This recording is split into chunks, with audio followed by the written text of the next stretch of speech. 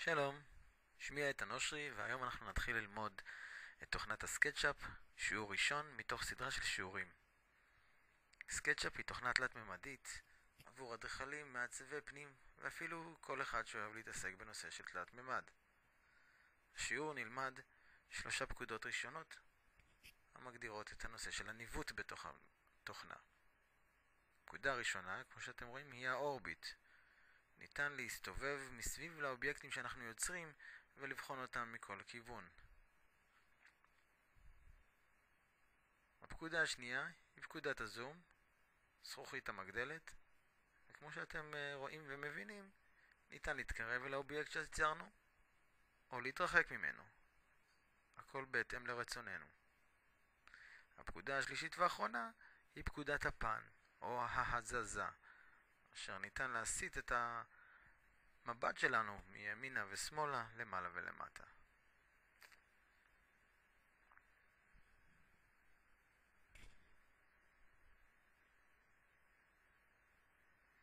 בואו נתבונן בדוגמה של אובייקט שיצרנו, שולחן כתיבה.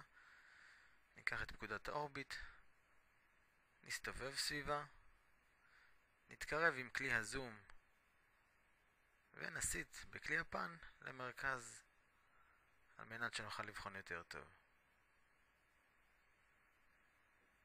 שימו לב, שימוש בשלושת הפקודות מאוד פשוט וקל.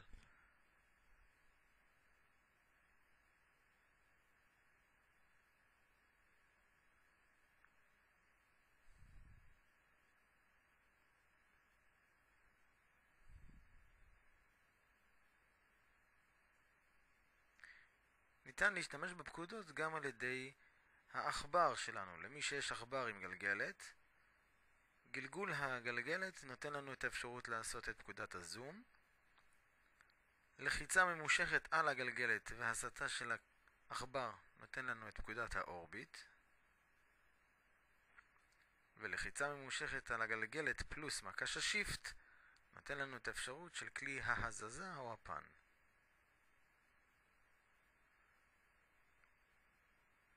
ככל שתתמקצעו בתוכנה, יהיה לכם יותר קל להשתמש בקיצורים לטובת עבודה מהירה ויעילה.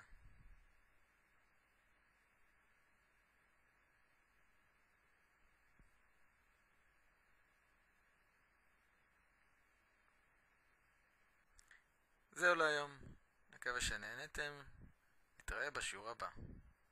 להתראות.